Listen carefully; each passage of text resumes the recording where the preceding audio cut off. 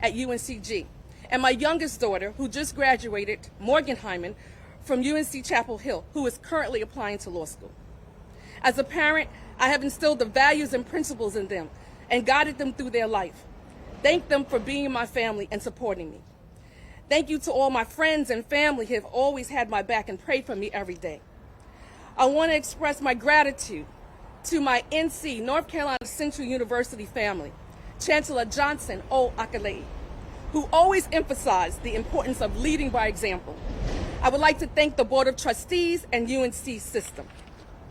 I would also like to express my gratitude for my department chair, Dr. Belinda Creighton, my colleagues and my faculty in the social work department, and the students who have supported me.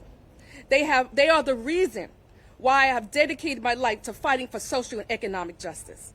I also want to thank my dean at Walden University, Dr. Moon, who has never wavered in my innocence. I am grateful to be able to work for Walden for 8 years after I received my doctorate in education and leadership. To my pastor, Dr. J. Augustine, and the St. Joseph's family for providing the spiritual guidance for me. Thank you to my members of Alpha Kappa Alpha Sorority Incorporated, Zyro chapter, where I was initiated in 1985, and my Durham chapter, Alpha Zeta Omega, for your love, your support, and your sisterhood in prayers. I have to have a special thanks to my attorneys, Ryan Willis and Kristen Darcet from the Darcet Willis firm in Raleigh, for your professionalism and believing in me from day one when other attorneys wouldn't take the case. Mayor Elaine O'Neal has been a leader for Durham, my colleague, a spiritual supporter who never doubted me and prayed for me every day. I want to thank you for your service to Durham for over 35 years, and I thank you for supporting me.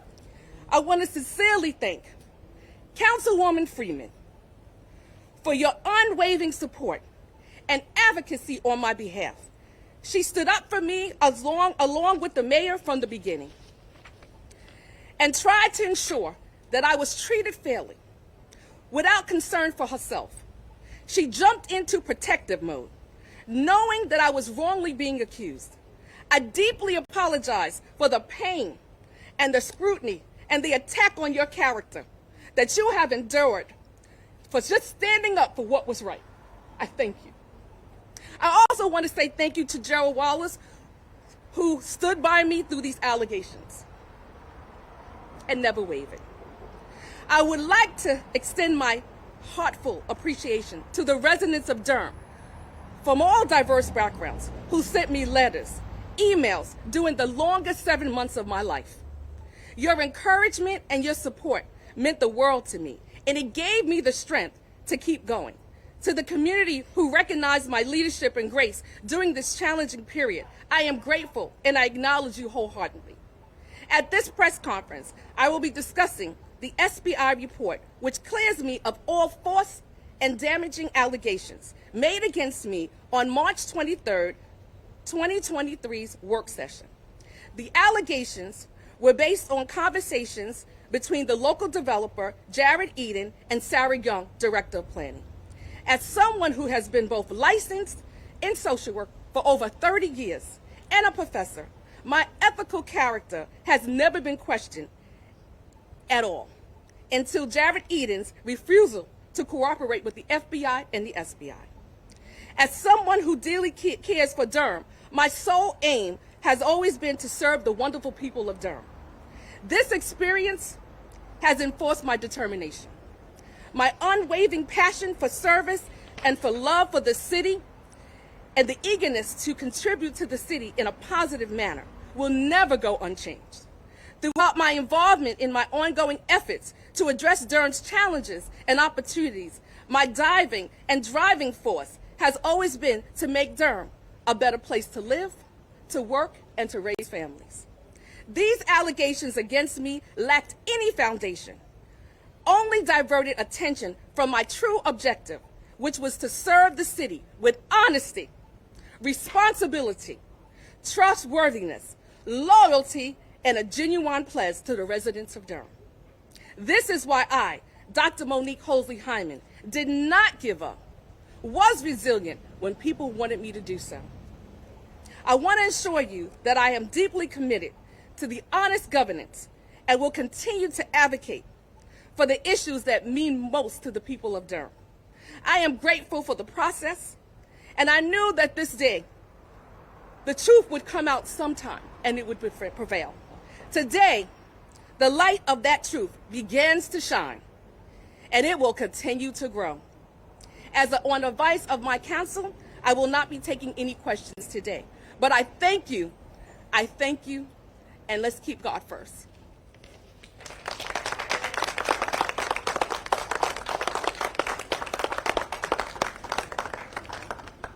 Good afternoon, everybody. I'm Elaine O'Neal, mayor of this wonderful city, the city of my birth, city of my training, the city that I love so much. It is a great day for justice every day, but I am particularly proud to stand here today with these two women with whom I've had the honor and privilege to serve this city.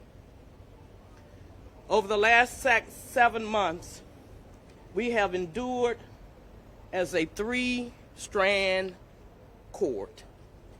We have stood together, we have cried together, we have prayed together, because we know that justice would prevail, and it has. When this initially started, there were several incidences that I'd like to be able to talk about, and I will, but I don't want to detract from Councilwoman Holsey-Hyman's remarks. But I will say that both of these ladies have been under fire. Both of them have been accused of things that are false, untruths, or downright lies. Especially when you deal with the incident that was recorded by the media that I was a witness to with Councilwoman Freeman, Councilman Williams, and Mayor Pro Tem. There was 2 other witnesses there. One was a minister that you also heard from. His recall of the events are very similar to mine. Not everybody sees things the same way. And there was one other city staffer that was present. I am willing to talk about those things today, as I promised. But let me first say that I was never assaulted. Anyone who spreads that is telling a lie.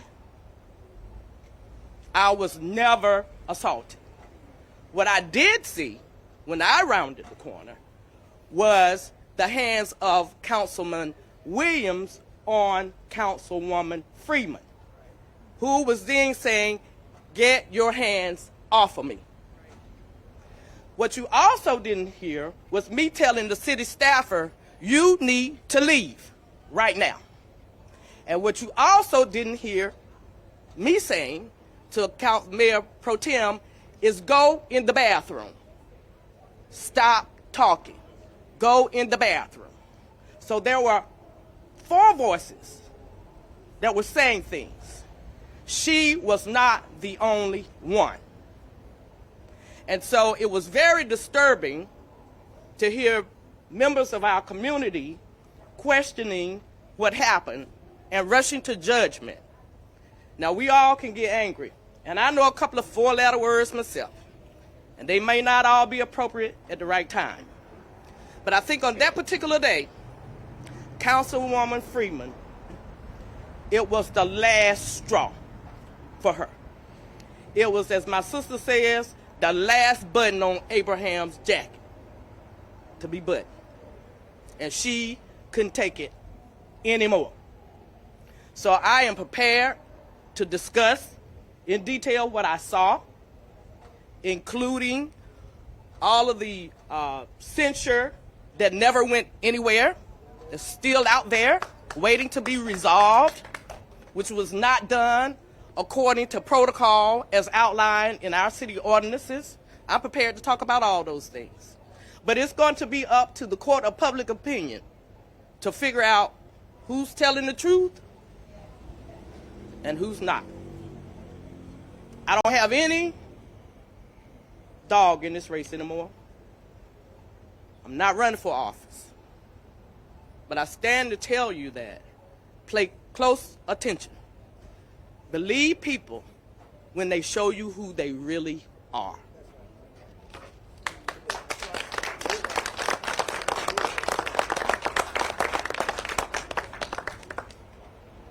I just want to say thank you again for all of you coming. This has been a hard 7 months, but I come from humble beginnings and I've had to go through a lot of adversity. And my mother taught me the ability for resilience and to keep God first. And I really was so excited when I was accepted to be on council. It was something that a little girl from the South Bronx never thought that I could do. I never really wanted, I'm like, I don't want to, politics, but I can do this. And I came in, and as the mayor said, I came in with this, oh, let's help the world. Let's change this. Let's change that. I came in giving everybody Christmas gifts, giving everybody a thank you with my picture, with our picture, our first picture as a council, just saying thank you for allowing me to be on this council. I'm a social worker. I know how to work with teams. I know how to work with conflict resolution, and that's what I tried. And because I tried that, and because I did not waver my standards and my ethics, because I said before, I was bullied on this council to vote a certain way. I stood. And because I stood, because I didn't waver, I went through this for the last 7 months. And it has not been easy. I have a question for Mayor O'Neal. Please answer. The SBI investigator indicated that there was no evidence worthy of consideration of any punishment. I'm wondering, did the city council have any documentation to justify the decision to pass this consideration to the SBI? And if not, how did that happen with no documentation? I am not aware of any documentation to substantiate any of the allegations. When it was brought to my attention via letter from our city attorney, there were some conversations about what then we do with this information. Based on the information that I was getting from our council, I decided to call the Institute of Government, who I have normally relied on as a judge and who are the experts pretty much on a lot of stuff involving government. And so I reached out to them, and there was a letter given back to us that outlined a process of things that we should do, and that remains on file. And that is the process that we ultimately employ. There was a majority vote. The investigation was not at my instigation. It's not at my instigation. The censure was nothing that I was going to sign on for. And in the investigation, as we were talking about what we were going to do, I did not say what my position was, I don't think in all of the meetings, but I did let them know that I was not in favor of going to the SBI, that we could hire private counsel to do it. As a lawyer, you know, based on the information that I had and the facts that I was, the alleged facts that I was given, it was pretty much conversations. So there were no forensics, there were no reports that were due. It was basically he said, she said, and also maybe some phone records. That's not an extensive investigation in my opinion, and a competent attorney could have handled that and could have handled it very quickly in my opinion. But that was not the prevailing opinion. The prevailing and majority rule was that we submit this to the SBI, and that's how I got there. And Mayor, to follow up on that, is it correct to say then that you think this never should have gotten to the level of the SBI? I think that we could have handled it in a different way. And my way that I voted for and would have gone along with was to hire private counsel to come in, because it was not an extensive investigation in my mind. It would be a matter of talking with several witnesses and pulling some phone reports, which I indicated I think any competent attorney would have been able to do in a short amount of time. You all know that we are very hamstrung in terms of law enforcement, and we were also cognizant that this matter was literally destroying her life. And my take on it was that we needed to be able to move expeditiously so that this matter could be handled in a way that the public could have a clear outcome quickly. And I think that an attorney could have done that. One question for you, Dr. Holsey-Hyman. Can you talk about the impact this has had on your campaign? Well, I don't really want to talk about any campaign-related stuff right now because I don't want another recurrence. But I will say to you that, as the mayor said, there were an opportunity for us to vote. And honestly, I was the last one to even be asked what I wanted to do. I was never asked, did I do it? Did I not do it? Nobody ever asked me anything. But I also said when I was eventually asked, I would like to have an external investigator. I knew I didn't do anything, and I wanted the truth to come out. But I did not want my life to be literally turned upside down. I don't know if you know, which is why I fight for social and economic justice. For me to get from, which is why people say, why do you keep talking about your education? From Binghamton University at the age of 16 to Columbia Ivy League. Because I don't think you understand, for a little girl from where I came from, that was not the arts. That was not where I was supposed to be. And to have a 30-year career in social work, administration, working with the first black mayor of David Dinkins under his leadership to do wraparound services for Durham, which is why I'm so, for New York, which is why I'm so happy about the HEART program. To have people in my life like a David Goldstein, a Dr. DePetris, people who mentored me and saw something in me, a Dr. Denny. I don't think you understand what it is to get to a point to want to help people and to somebody to try to take it away in a matter of a blink. So I'm going to tell you what else this has done for me. I always, I've been working in Durham for years. You know all the boards I sit on, and now still the vice president of the DSS board. But I always say in all of our praying, because I'm telling you this team here was a praying team for me. When there were days when I didn't think I would be able to get up, I got calls from these women every day and scriptures every day, and my mother and my husband. And I will also tell you, the community, and also some of the people who are running for city council. I know I'm not supposed to say that, but I'm going to say it, that stood behind me, that knew that this was a lie. And I said the other day at the rally, even if I don't get back up there, please put people that are going to do the right thing for Durham. Please. But I don't think you understand the level of what I've been through. I was up for a dean position, I did not get it. I was up for a vice president position at another school, I did not get it. I was up for an award, I didn't get it. All the things that I've worked for and I've worked hard for. And I'm gonna say, I was getting ready to say that. I always say, what else can I do to make this world better? And now my other plight is gonna be fighting for people who are wrongly accused. Because I had some resources, very limited, but I had to take the money that I saved for my daughter, who is a scholar, who was a Governor Page, who graduated 2 years early from UNC Chapel Hill, who's going to law school, who wants to be a civil rights attorney. I had to take the money that I saved for her to go to law school. But she's going to get an attorney. Obviously, this investigation has been closed by the state, as far as the state's concerned.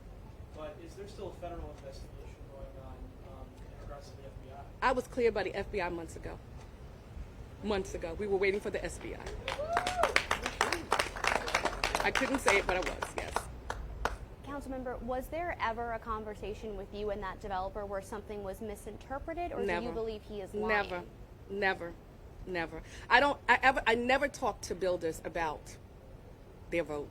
You know what I was talking to them about? What's a flocculent? What's a barrier? What are all these things that I learned from these, especially this one, because she is an environmental beast. And she definitely consults with me. And that's what I'm taking notes. I'm learning. Because whatever I get into in my life, I always know that I'm going to try to do my best. So I was like a steward of learning. So those are the conversations. Even my acts in city council is, first of all, what I've learned is, have you consulted with the community? Because a consultant with one person is not the community. What is the price points, maybe, for what you're building? And what are you doing about blasting? Those are the things that I've learned from colleagues, and Nate Baker, who one of the first people that gave me a book when I got on council and said, Dr. Hyman, whatever I can do, I will help you. Ms. Rosenthal, Benita Green, Shanetta Burris. These people wrap their services around me to say, we want you to be successful. The community, the Preserve Real Durham, the Jackie Wadstats, the Pamela, the Molinas. I mean, everybody, and I can't say everybody, but I'm telling you, these people came out of the woodwork to support me when I didn't even know I had the support. And I think that was the problem, that people didn't think that I had the support, because I didn't know I had it. But I think people said to me, Dr. Hyman, we saw your passion. We saw how you came on the council and really wanted to try to do the right thing. That prevailed. How does this incident, if at all, change the way you think you'll do things on council? I'm going to keep rocking and rolling. I'm going to keep rocking and rolling. I'm going to work for the people. I'm going to speak up for the people, because I'm the people. You hear my humble beginnings. And I'm not going to waver. And I will say to you, when I first got appointed, people said, oh, you're never going to get it because you're not political. I don't want to be political. I want to work for the people. And if I can do something to change the climate of what this political craziness is, I'm going to continue to do that. And if this has not shown the community that we've got to band together and we've got to work for the people and we've got to get the right people in these spots, I don't know what it's going to say. I don't know what else to tell you. But I'm telling you that because I stood, and because these women helped me to stand, and because I had support from everybody back here, even people, like I said, I ain't supposed to say this, that are running. They didn't have to do that. They could go on with their campaign and say, you do your own thing. But these people have always said, we know you didn't do this, Dr. Hyman, and we got your back. They didn't have to do that. So look at the character. Look at the character of people who are around. Miss Katie Ross, they didn't know me from Adam, Eve, or Steve, okay, that was advocating, sending letters. Herman, I mean, these people didn't know me, but they knew that something was wrong. Pamela Andrews, they knew that something was wrong. And I thank God for them. They don't know how many days that I just didn't think I was going to make it. And I'll be honest, I'm going to be transparent. I've been a licensed social worker for years. I've been in therapy every week. I thank my therapist. I thank my doctors. You didn't know I was going through that. I tried to come up, but Mayor would say, get that face together. Get that face. You're a strong woman. You're strong, like you've been through a lot. And even they would stay with me, and we would pray before we go into that chambers. So I thank all of you from the bottom of my heart. You just don't know. You just don't know.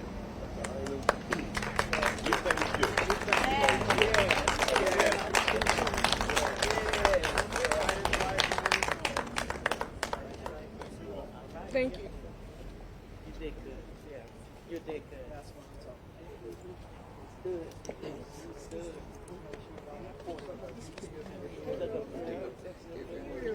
I gotta sign.